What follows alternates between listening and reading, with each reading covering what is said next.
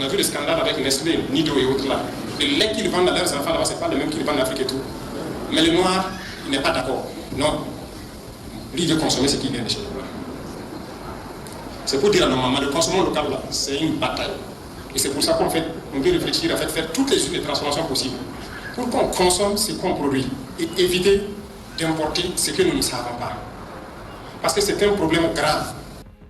Aline Nana, ce que le chef de l'État explique là, c'est assez sérieux parce qu'on a plusieurs fois entendu ce type d'histoire et très souvent on accuse les personnes qui tiennent ce type de propos de complotistes, et puis après on balaie tout cela du revers de la main. Là, le chef de l'État, c'est le président du Faso, il parle des choses dont il a été témoin. C'est assez fort. Oui, c'est assez fort parce que le chef de l'État, à travers ses enseignements-là, est en train d'interroger des faits historiques réels, douloureux mais réels.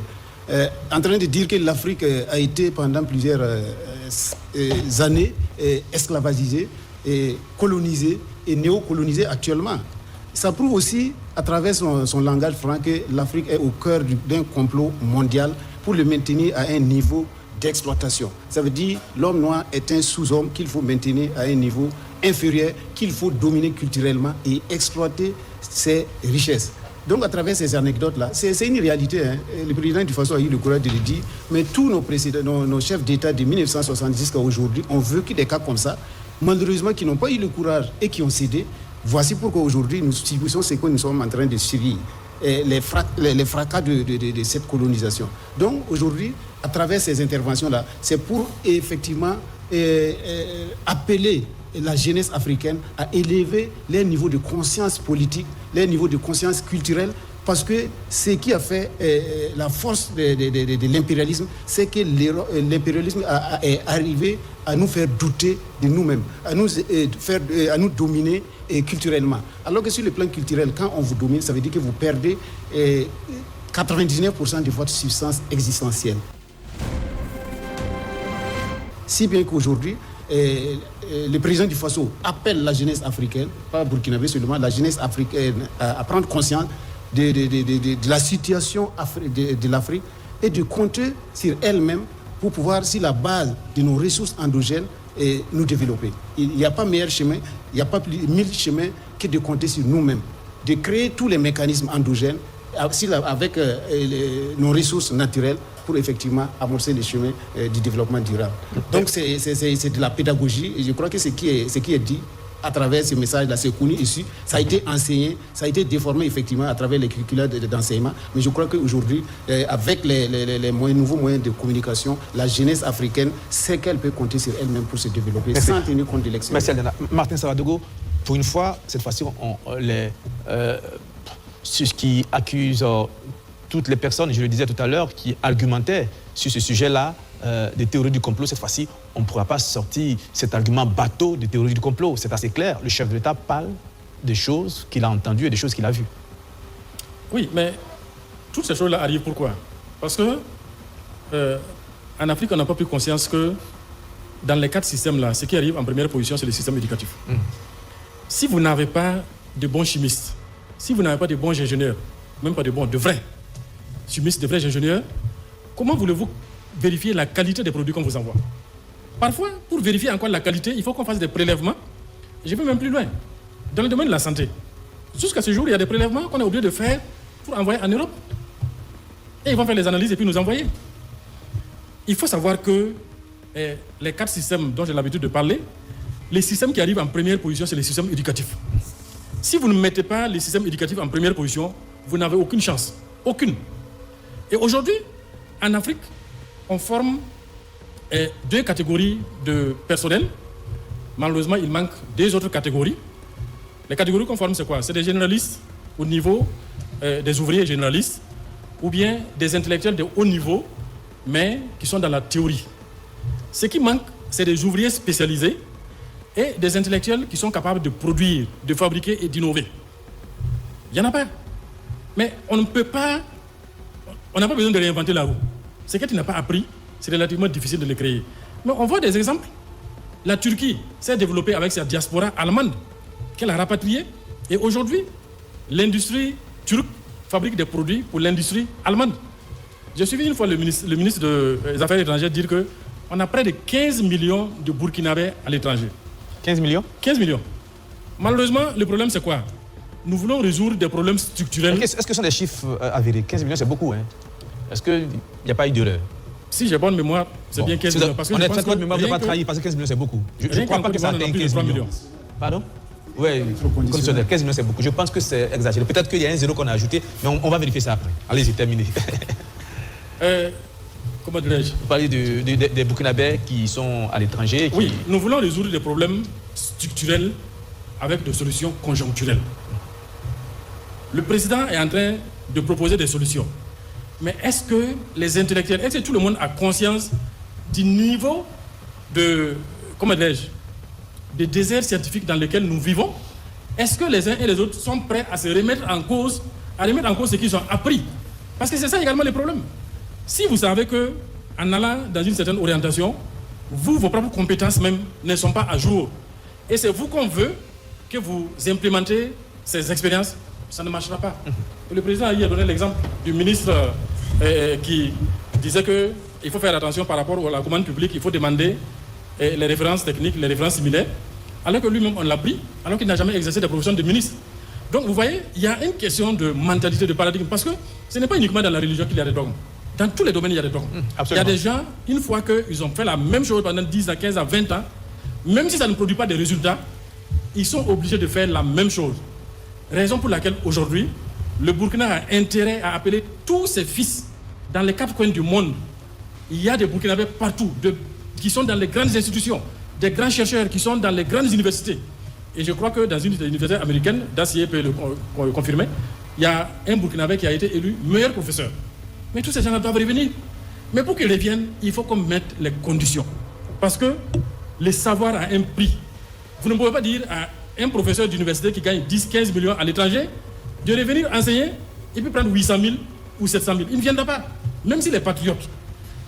Si vous pensez que la connaissance coûte cher, comme le disait quelqu'un, expérimentez l'ignorance, vous verrez comment ça coûte. Et l'ignorance, c'est la nourriture qu'on mange, dont on ignore l'origine. Tant que nous n'avons pas des savants, parce qu'il y a faut mettre le prix. Il y a des connaissances que vous n'allez jamais trouver parce que c'est protégé par des brevets.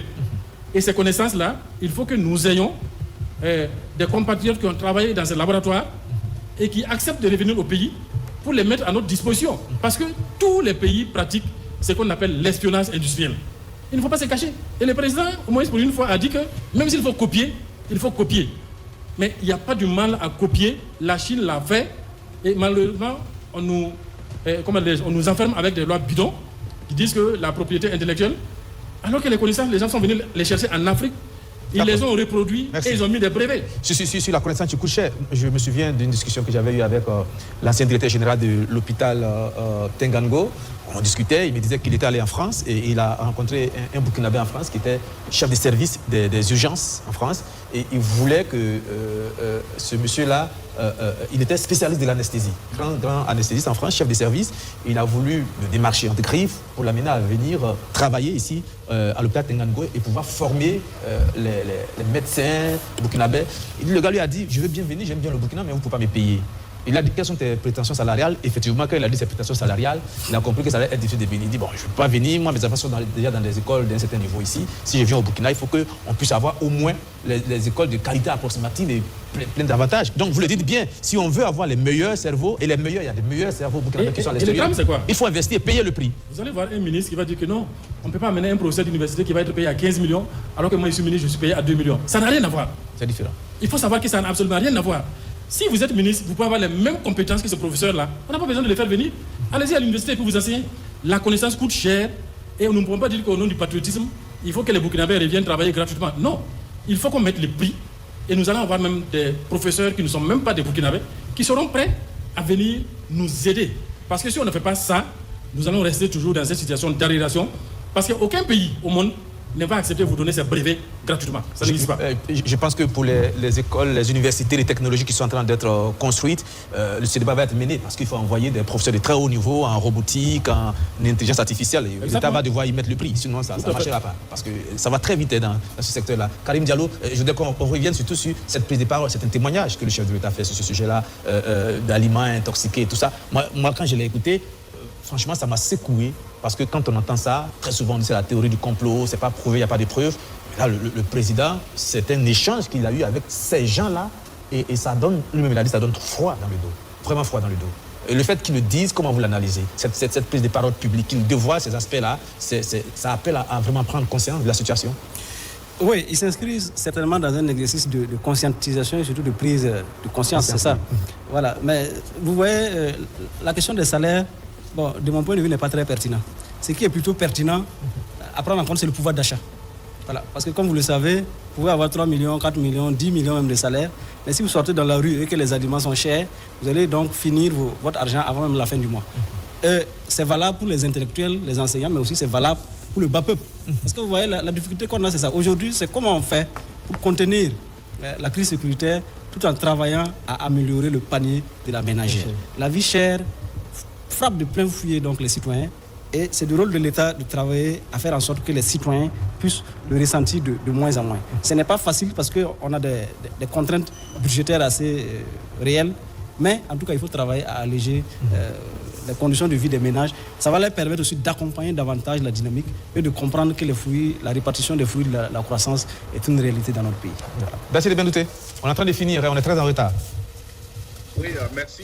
Effectivement, pour confirmer ce que le camarade Martin Tenga Sawadogo disait, il s'agit de Boukari Sawadogo, qui est élu meilleur professeur au niveau du City College de New York.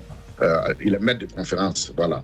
C'est dans le domaine du cinéma et études africaines. Donc, cinéma, vous voyez, nous, avec le FESPACO, on a quelqu'un à New York qui est quand même bien connu dans le domaine de l'enseignement du cinéma et des études africaines.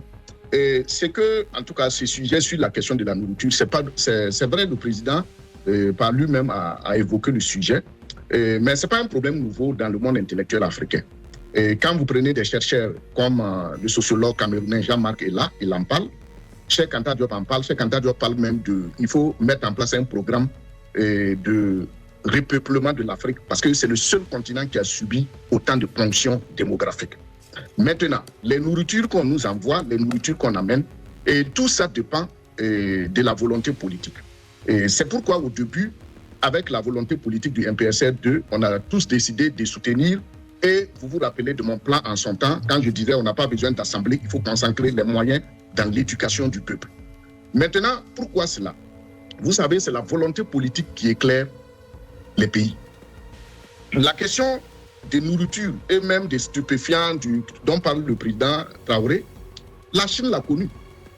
La question de la guerre de l'opium. L'Angleterre a fait fumer, a fait prendre de l'opium à la Chine pour les dominer et diminuer sa population. Les Chinois ont fait par 2 fois des guerres civiles pour mettre fin.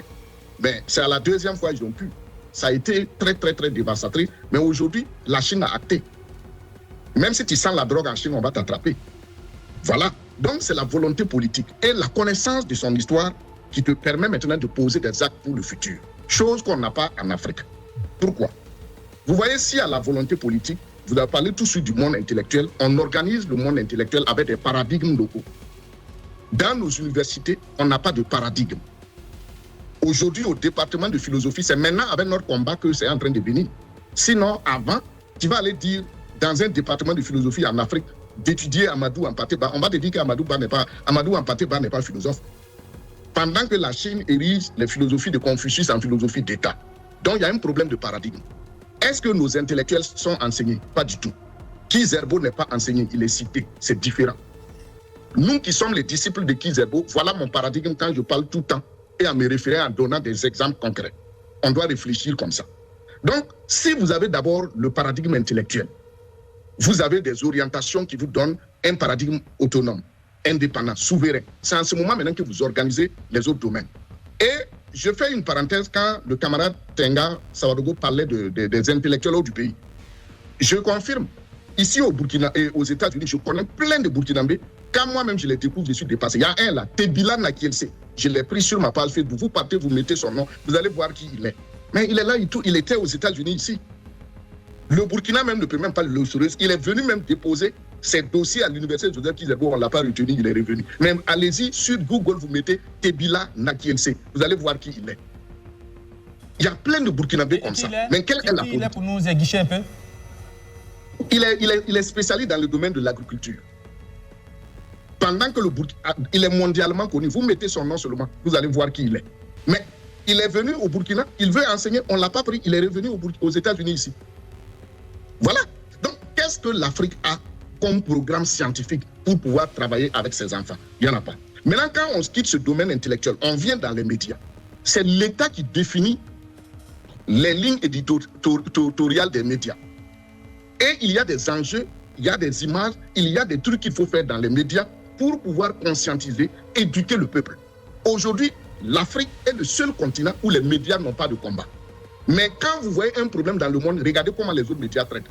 Nous-mêmes qui sommes ici, on nous demande souvent même dans les trucs, on dit que non, qu'en Afrique, qu'il paraît que vous vivez avec les animaux, parce que c'est ce que les médias présentent pour présenter l'Afrique comme une terre aride. Et j'ai dit un jour à un, j'ai dit c'est aux États-Unis, moi j'ai vu la girafe de mes propres yeux. Sinon, au Burkina, aujourd'hui, tu arrives, tu dis à un enfant, s'il connaît girafe, il va te dire que c'est dans le journal qu'il a vu ça. Il dit quoi? Je dis oui. Donc, quelle image les médias africains renvoient de l'Afrique à travers le monde? C'est pourquoi la France va créer les TV5 Monde, les France 24, les RFI, même Africa numéro 1, tous ces médias-là ont fermé et ils ont le monopole des médias sur l'Afrique. Conséquence, la jeunesse africaine a pour les pères le reste du monde. Donc, si on quitte cela, il y a la souveraineté militaire. Et c'est à travers le paradigme intellectuel, les paradigmes médiatiques, que vous construisez maintenant une doctrine militaire qui vous permet de vous défendre. Et c'est ça aujourd'hui l'exemple typique de l'Iran. En 1979, quand l'Iran faisait sa révolution, le Cameroun était à quel niveau? Aujourd'hui, voilà des pays qui font face à des puissances mondiales, qui permettent même de déranger la politique mondiale. C'est ça le paradigme intellectuel. Quand vous prenez la Turquie, le cas de la Turquie dont le camarade Tenga Sawadogo parlait tout de suite, les systèmes de drones turcs, ce n'est pas l'État turc qui a amené ça. C'est un Turc qui a étudié à l'extérieur, qui est revenu avec le projet. Le pays, puisque quand il y a un projet comme ça, tous les domaines étudient. L'armée a vu que ça peut apporter. L'État a soutenu.